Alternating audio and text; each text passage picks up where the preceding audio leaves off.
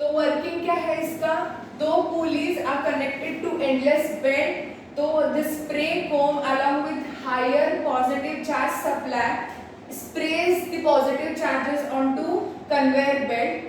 This once the motor has started, this pulleys with respect to belt has moved continuously, so this belt try to move the charge in upper part of the tank, and once the charges are moved in this part, so this collecting comb receives that positive charge, and this positive charge, यहाँ पे inducement of charges भी है देखो, if I am getting positive charge at this spike, so ultimately it induces negative charge, and once it induces negative charge, तो इस side पे positive charge वैसे ही बनने वाले, तो inducement of charge should be there, collection of charge should be there, but जो भी हो रहा है वो positive हो रहा है, ठीक है। तो collection and accumulation of high positive charge on the outer side of the dome, it collected over the dome, and once the cloud of charges is completely collected or accumulated at the site of dome, those are given to this evacuated accelerating tube, जिसमें ये कुछ positive ion electrode है, तो these cloud of positive charges are repelled by this electrode, and those are high energy, naturally उनमें energy बहुत ज़्यादा होगी, those are high energy cloud of charges are repelled by this positive ion, those are repelled in downward direction, and there is huge potential drop across this accelerating tube, so these charges gets accelerated with very much larger energy to the targeted element, ठीक है। And जो जहाँ पे आपको strike करना है वो element आपको एक्सेलरेटिंग ट्यूब के एग्जैक्टली फ्रंट में उसके विंडो के यहाँ रखना होगा। तो this is how Van de Graaff generator work. इसका यूज क्या है, चलो हमने यहाँ पे हाई एनर्जी चार्जेस निकाल लिए, बट इसका यूज क्या है, इसका यूज है to check the structure of nucleus. अगर ये टारगेट आप जब एक्सेलरेटिंग चार्जेस किसी भी न्यूक्लियस के अक्रॉस या किसी भी एटम के अक्रॉस टारगेट कर रहे हो, तो you will find different spectras by the Bragg's diffraction और ब्रैग्स डिफ्रैक्शन स्पेक्ट्रम जो मिलता है, वैसे कुछ प्रोजेक्शन करके आप उस न्यूक्लियस का स्ट्रक्चर जान सकते हो, ठीक है। और रेडियोएक्टिव आइसोटोप्स में इसका यूज होता है, और डिफरेंट फूड जो मटेरियल यहाँ पे स्टरलाइज करने के लिए इसका यूज कर सकते हो, ठीक है। जहाँ पे एक्सेलरेटर की जरूरत है, पॉजिटिव एक्सेलरेटर की, वहाँ पे ये यूज होता है। इसका प्लस पॉइंट, ये बहुत बड़ी एनर्जी के एक्सेलरेटर क्रिएट करता है, ठीक है। तो this is how Van de Graaff generator works. तो एक्चुअल में ये सिलेबस में पॉइंट उन्होंने स्किप कर रखा है, बट आपको ये पढ़ना होगा फॉर एंट्रेंस, ठीक है। तो this is all about theory part of electrostatics. यहाँ पे पूरी थियरी ऑल पॉइंट्स कंप्लीट हो चुके हैं। अभी हमें न्यूमेरिकल्स की बात करनी है, तो न्यूमेरिकल्स हमें सॉल्व करने होंगे। उसके पहले हम कुछ उसका इम्पोर्टेंट जो इक्वेशंस है जो अब तक हमने पढ़े इलेक्ट्रोस्टैटिक्स में, इसकी लिस्ट बना देते हैं, सो दैट रिवीजन भी, एक शॉर्टकट रिवीजन भी हो रही है। एंड यहाँ पे ऐसे होगा कि यहाँ पे मुझे लिस्ट दिखने वाली है कि कितने सारे न्यूमेरिकल्स लेने हैं हमें, कितने सारे इक्वेशंस है, so that we can use your, ठीक है। तो इम्पोर्टेंट लिस्ट है, one by one will start.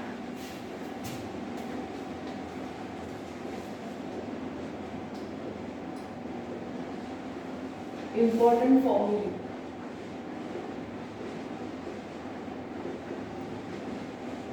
हर एक टॉपिक खत्म होने के बाद आपका भी ऐसी लिस्ट होना जरूरी है जहाँ पे डायमेंशंस हो, यूनिट्स हो, कुछ कन्वर्जन्स अगर नए हो रहे उस टॉपिक में तो वो कन्वर्जन्स हो, या कुछ नए नोट्स हो, तो ऐसी एक नोट, ऐसी एक लिस्ट आपके टॉपिक के एंड के बाद आपकी खुद की तैयार होनी चाहिए, ठीक है। तो इम्पोर्टेंट फॉर्मूले हम डिस्कस करते हैं। पहला फॉर्मूला है इलेक्ट्रिक फ्लक्स, ठीक है।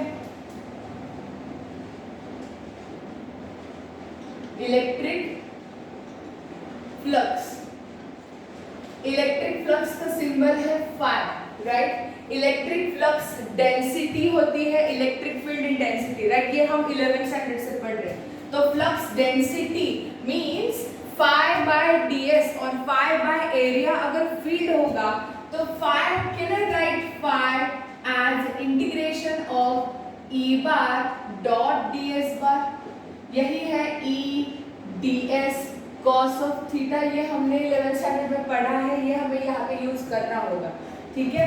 फाई बराबर integration E bar dot D S bar, ये क्लोज लूप होगा तो गॉस थ्योरम होगा, equal to E D S cosine theta, तो थीटा के अकॉर्डिंगली फाई की वैल्यू चेंज होगी, ठीक है। इसका वेक्टर फॉर्म मैंने पहले लेक्चर में आई थिंक एक्सप्लेन करा है, ठीक है।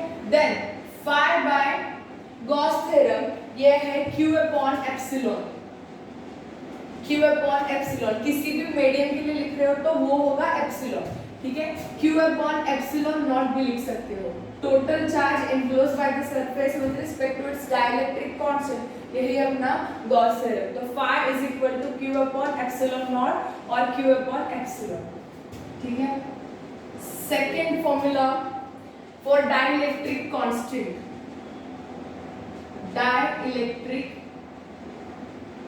कांस्टेंट, डाइलेक्ट्रिक कांस्टेंट K का एक्चुअल डेफिनेशन क्या होता है? This is dielectric constant which is the ratio of permittivity of medium to the permittivity of free space. तो ये होगा, क्योंकि हम यहाँ पे एप्सिलॉन बराबर एप्सिलॉन नॉट के लिख रहे हैं, तो ये एप्सिलॉन बाय एप्सिलॉन नॉट होगा। तो K का बेसिक डेफिनेशन क्या है? Epsilon bye epsilon not. तो अगर फोर्स के फॉर्म में किसी को लिखना है K, तो वो क्या होगा? Force in a vacuum, naught is used for vacuum और a free space, force in a vacuum to force in a free space, ठीक है।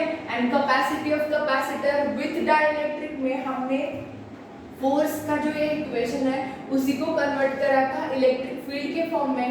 तो यहाँ पे इलेक्ट्रिक फील्ड इंटेंसिटी का भी आप इक्वेशन लिख सकते हो फॉर K, वो होगा electric field in vacuum to electric field in a medium, ठीक है। तो these are the definitions for dielectric constant. K का वैल्यू एयर के लिए 1 होता है एंड मेटल के लिए infinite, okay. Third, next is electric intensity. Electric intensity का बेसिक इक्वेशन हमें पता है। क्या है इलेक्ट्रिक इंटेंसिटी का equation? Electric intensity E equal to 1/4 pi epsilon not Q upon R square. ये इक्वेशन हमने ऑलरेडी कूलम्स लॉ को यूज करते हुए ये डिराइव किया है, ठीक है। E बराबर 1/4 pi epsilon not into Q upon R square, whereas epsilon not की वैल्यू क्या है? 8.85 into 10 to power -12। 1/4 pi epsilon not की वैल्यू क्या है? 9 इनटू 10 टू पावर 9, जो ऑलरेडी हमने 11th में किया था, ठीक है। तो ये इलेक्ट्रिक फील्ड इंटेंसिटी है। अगर कंडक्टिंग स्फीयर के लिए लिख रहे हो ये इलेक्ट्रिक फील्ड इंटेंसिटी, यहाँ पे शॉर्टकट यूज करे हुए हैं E dot I, electric intensity for conducting sphere outside the conducting sphere, कुछ R जितने सेपरेशन पे, तो E का इक्वेशन क्या है? E बराबर 1/4 pi epsilon not into Q upon R square, and यही होगा sigma R square by epsilon R square, ठीक है। ये हमने ऑलरेडी डिराइव किया है। एप्सिलॉन को आप एप्सिलॉन नॉट K की तरह भी मेंशन कर सकते हो, sigma R square by epsilon R square. तो these are the two forms of electric field intensity for conducting sphere. Then electric field intensity for cylindrical conductor, electric field intensity for cylindrical conductor E is equal to 1/2 pi epsilon naught into lambda upon r। ये equation था जो हमने ऐसे लिखा था, rearrange करके भी 4 pi epsilon naught के फॉर्म में आप लिख सकते हो। 2 से मल्टीप्लाई कर लो तो ये बनेगा, कैसे लिख सकते हो इसको? 2 lambda by 4 pi epsilon naught r। अगर वहां पे कोई मटेरियल मीडियम इन्वॉल्व है जो एयर नहीं है तो वो K के हिसाब से आएगा, 4 pi epsilon naught K R होगा, ठीक है। एंड यही है sigma capital R by epsilon r, ठीक है। तो this is electric field intensity for conducting cylindrical medium, sorry cylindrical material. समझ गए? तो यहाँ तक हमने इलेक्ट्रिक फील्ड इंटेंसिटी लिखी अलग अलग इसके लिए। और दो इलेक्ट्रिक फील्ड इंटेंसिटी हमने इस टॉपिक में डिराइव की है by application of Gauss theorem. वो कौन सा था? I think for plane sheet and for conducting surface, any shape conducting surface. So electric field intensity, 6 point electric field intensity for any shape of conductor, वो क्या होगा? E बराबर sigma upon epsilon not K, right? अगर कोई dielectric आप use कर रहे हो तो वो उस के साथ होगा, ठीक है। अगर यही electric field intensity for plane conducting sheet अगर होगी तो E बराबर सिग्मा अपॉन 2 एप्सिलॉन नॉट के होगा, ठीक है। ये हमने डिराइव किया है।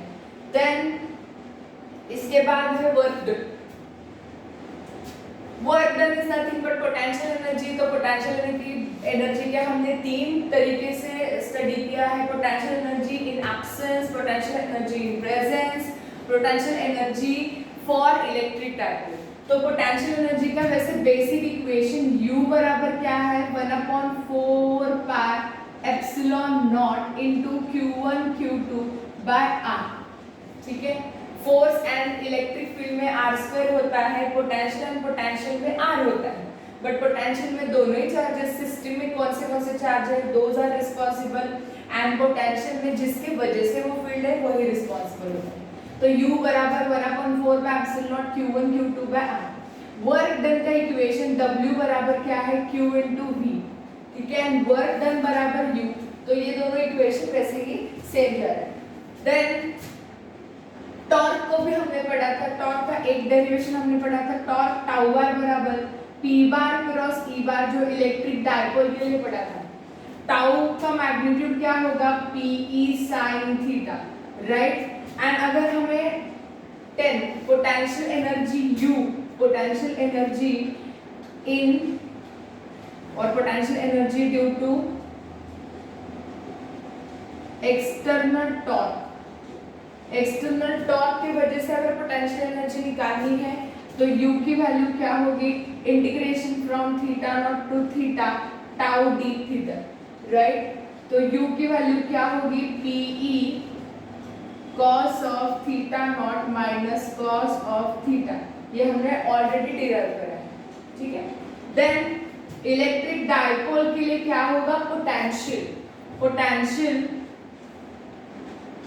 पोटेंशियल का बेसिक इक्वेशन पहले लिख लेते हैं। Potential V equal to 1/4 pi epsilon not Q upon R, जिसके वजह से है एंड किस सेपरेशन पे, ठीक है। एंड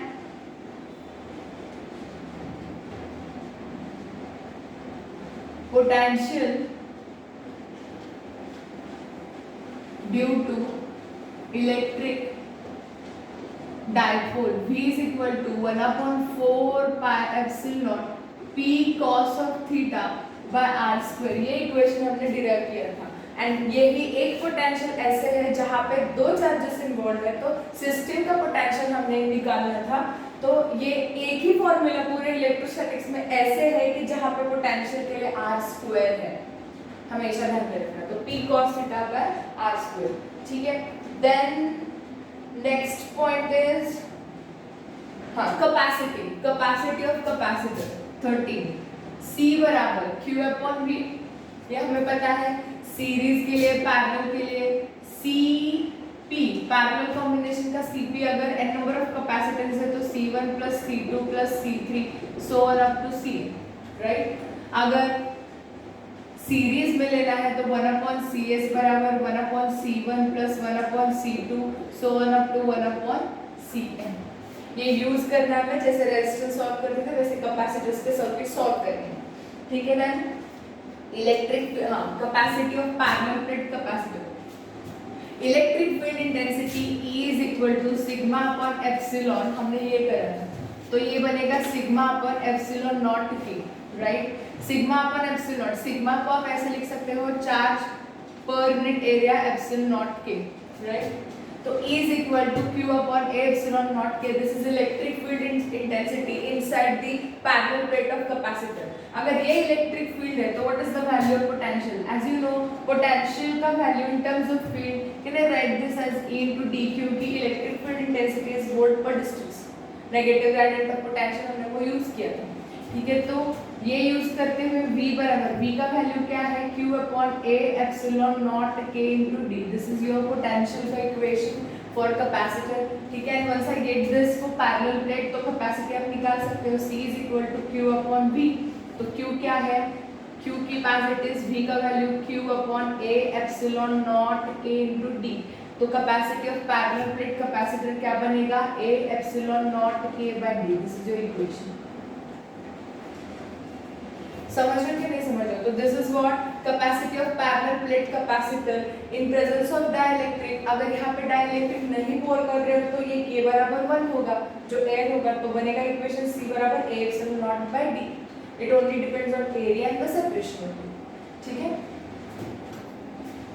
तो ये कुछ अलग अलग है, ये मैं रब करने जा रही हूँ, ठीक है, क्योंकि ये कुछ इक्वेशंस हमें इसके सॉल्यूशन के लिए चाहिए होंगे, ठीक है। देन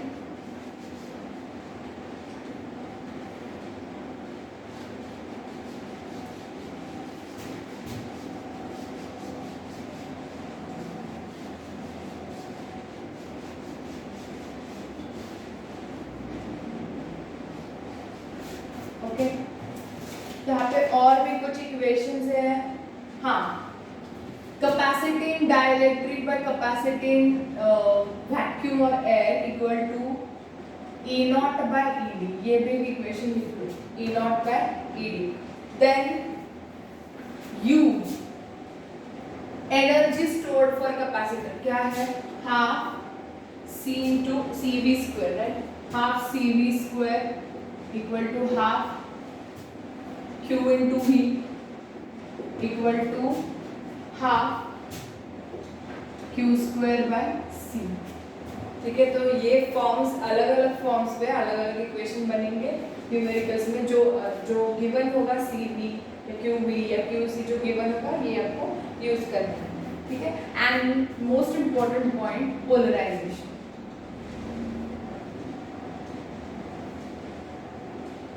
हाँ, पोलराइजेशन में उन्होंने शॉर्टकट दिया है, polarization P is proportional to E। P is proportional to E इतना ही दिया हुआ है। एंड P बराबर chi E into E, ये दिया उन्होंने, ठीक है। chi E is what, electric susceptibility, E is what, electric field intensity, and P is what, polarization. ये तो बहुत प्लेन इक्वेशन है, बट उन्होंने एक जगह पे यहाँ पे उन्होंने एक एक्सप्लेनेशन दिया कि पोलराइजेशन एक्चुअल में होता क्या है, just density of polarized charges और इंड्यूस्ड चार्जेस, जो मैंने ऑलरेडी वहाँ पे मैंने एक्सप्लेन किया था। वो क्या होता है, P बराबर इज इंड्यूस्ड चार्ज डेंसिटी। तो डेंसिटी को अगर लिखना है तो probability of finding the induced charge per unit volume. तो can I write that dipole moment upon volume. ये भी बेसिक इक्वेशन हो सकता है, ये मैंने एक्सप्लेन किया था। Dipole moment per unit volume is nothing but polarization. तो डाइपोल मोमेंट को कैसे लिखते हैं, किसी भी चार्ज के डाइपोल मोमेंट को लिखना है मींस मुझे लिखना होगा P बार को, राइट। P बार का इक्वेशन होता है Q into 2L bar, Q dot 2L bar, right. तो Q इंटू L, यहाँ पे 2 नहीं लेते हैं because we are not discussing for dipoles. ये सेपरेशन कुछ भी हो सकता है क्योंकि these are related to induced dipole, not necessary वो इलेक्ट्रिक डाइपोल्स, ठीक है। तो Q into L is my dipole moment upon volume है, तो वॉल्यूम को आप ऐसे लिख सकते हो, area into length of the slab, जहाँ पे वो इंड्यूसमेंट हो रहा है, वो जो डाइलेक्ट्रिक का जो स्लैब होगा, area into length that is the volume, ठीक है। तो ये लॉजिकल इक्वेशन बन गया। तो लेंथ कैंसिल होगी, जहाँ जितना एक्यूमुलेशन, जितनी लेंथ पे एक्यूमुलेशन जा रहा है that will be the length for inducement of polarizing charges. तो लेंथ गेट्स कैंसिल, तो Q अपॉन E P, ठीक है। P बराबर क्या हो रहा है यहाँ पे, Q अपॉन A। Q क्या है, Q में भी the induced charges, Q I for induced charges.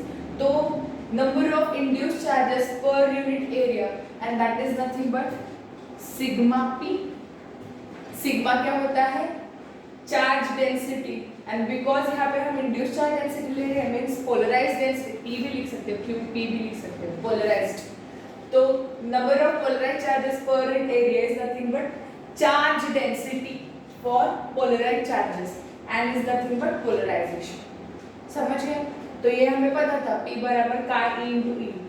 ये dipole moment per unit volume से ये भी फॉर्मूला निकाल सकते हो, QP by A is nothing but sigma P। तो आई होप ये इतने सारे इक्वेशंस इस टॉपिक के लिए इसेंशियल है, ये आपने नोट डाउन कर ली, ठीक है।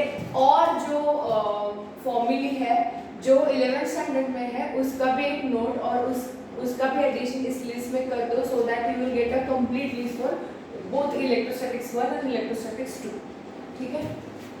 तो अभी हम ये न्यूमेरिकल स्टार्ट करते हैं। अभी तो लॉग कैलकुलेशन जहाँ जहाँ ज़रूरत है वहाँ पे मैं कर नहीं सकती, ठीक है। तो जहाँ पे मैंने आंसर्स यहाँ पे लिखे हैं, I am writing here directly, ठीक है। तो 1 बाय 1 सॉल्व करें, जितना हो सके उतना मैं सॉल्व करके दे दूँगी, ठीक है। जो रेस्ट कैलकुलेशन पार्ट है आप कर दो।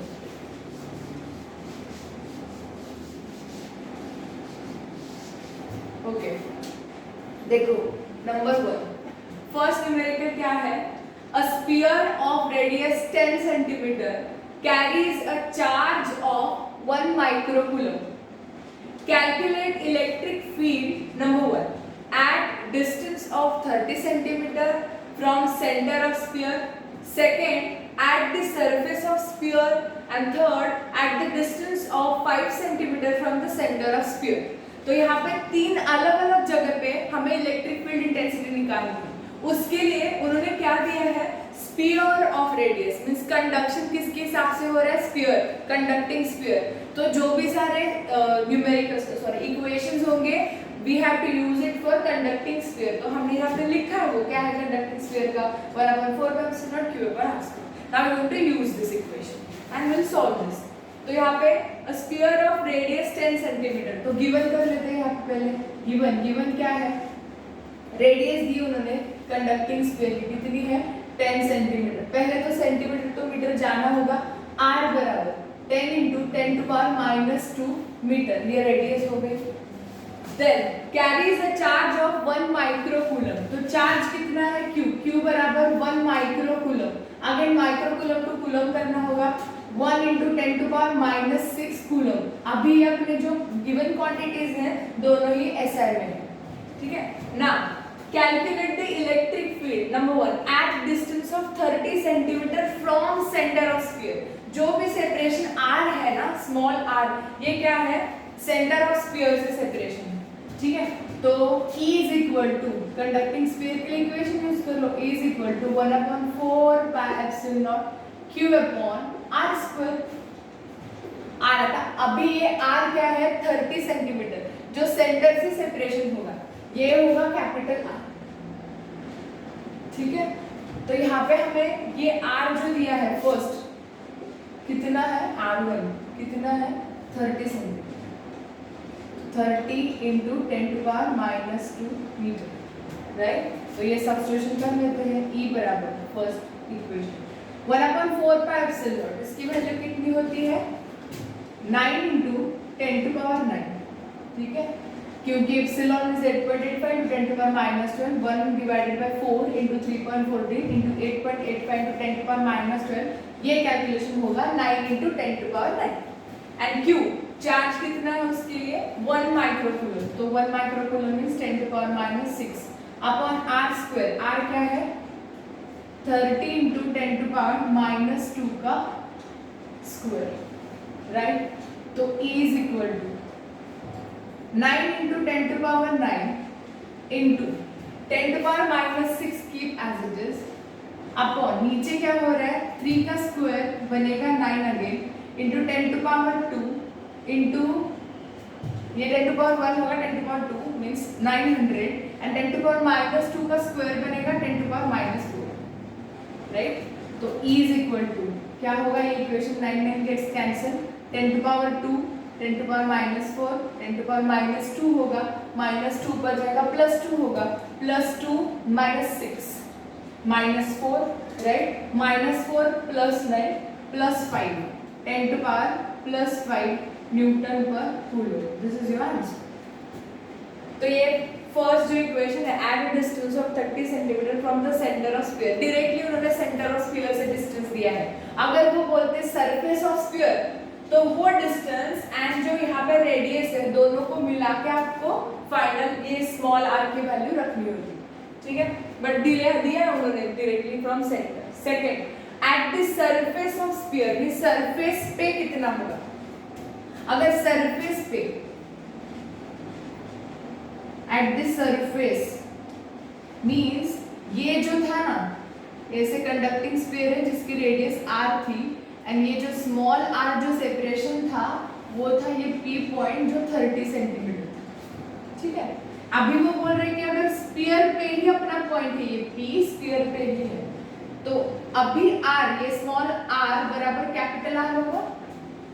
सेपरेशन कितना है, रेडियस जितना है, your point is on the surface. तो electric field intensity is equal to 1/4 pi epsilon not into q/r². वही इक्वेशन यूज करना है. E is equal to 1/4 pi epsilon nought 9 × 10⁻9 into charge क्या है 10⁻⁻6 अपॉन r. अभी ये r कितना होगा, रेडियस. रेडियस कितनी है, 10 × 10⁻². तो 10 × 10⁻² का स्क्वायर. ठीक है, तो ये यहाँ पे सॉल्यूशन में लिख देती हूँ. 9 × 10⁻9 10⁻⁻6 10 टू पावर मीन्स 100 हो रहा है यहाँ पे इंटू 10⁻⁻4 मीन्स 10⁻+2 10⁻⁻4 बनेगा 10⁻⁻2. -2 ऊपर जा रहा है +2, तो 9 × 10⁻+9 10⁻⁻6 × 10⁻+2. तो electric field intensity E is equal to ये बनेगा -6 + 2 -4 -4 + 9 5. तो ये होगा 9 × 10⁵ न्यूटन पर कूलम. ओके, ये सेकेंड है. एंड थर्ड क्या है, okay see, at the distance of 5 centimetre from the centre of sphere. हाँ, अभी क्या है अपनी रेडियस, थोड़ा सा कैचिए. देखो यहाँ पे अपना ये स्फीयर है, ठीक है, जिसकी रेडियस उन्होंने दी है r, वो है 10 सेंटीमीटर एंड सेंटर से 5 सेंटीमीटर तक कोई पॉइंट होगा.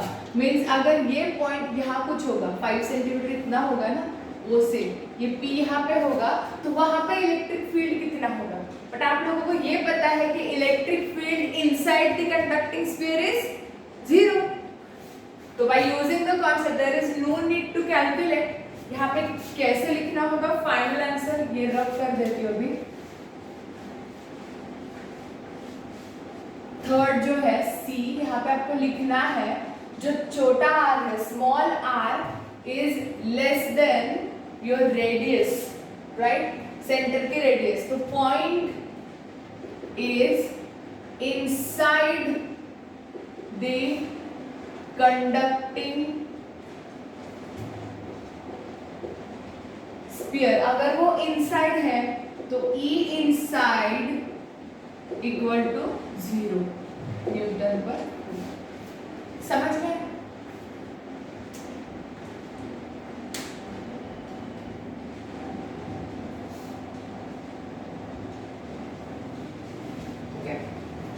नेक्स्ट,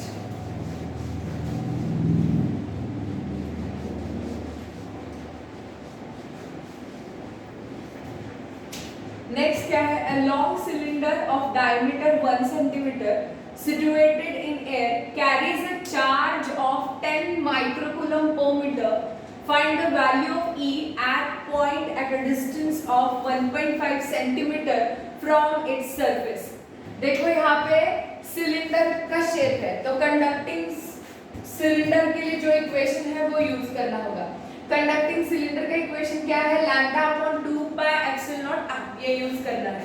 लैम्डा क्या है, लीनियर चार्ज डेंसिटी. लैम्डा की वैल्यू क्या होगी, लैम्डा बराबर linear charge density. Linear charge density means Q/L.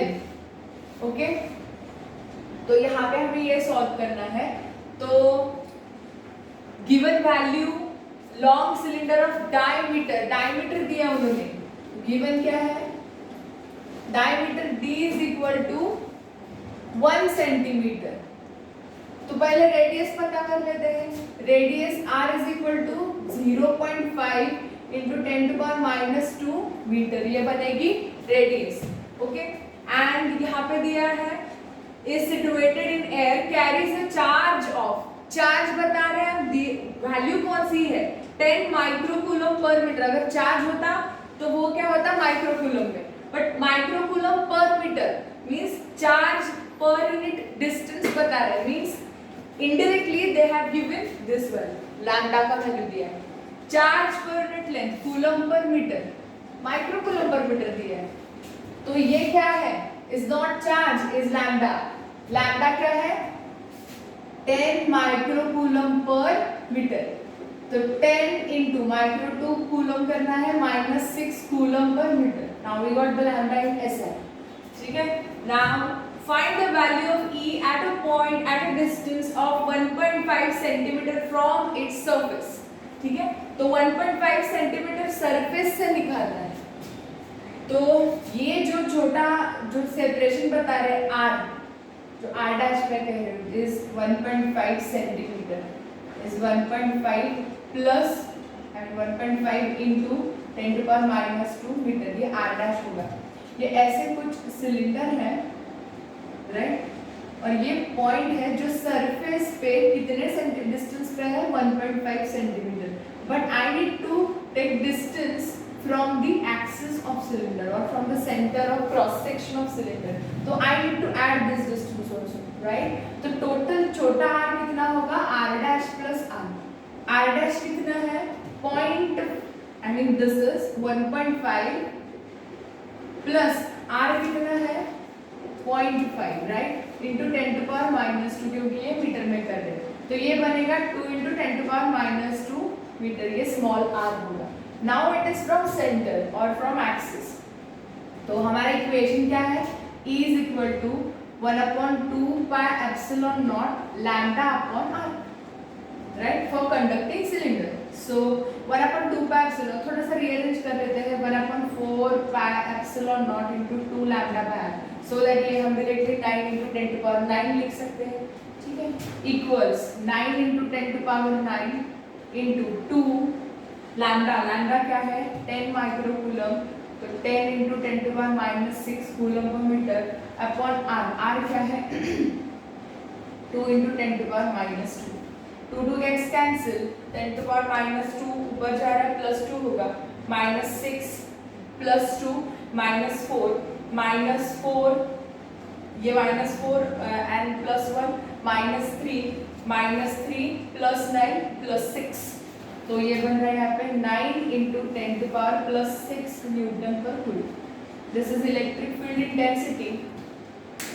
Field intensity for cylinder at a distance 1.5 centimeter from its surface. Okay. Further numericals हम next lecture में solve कर रहे हैं।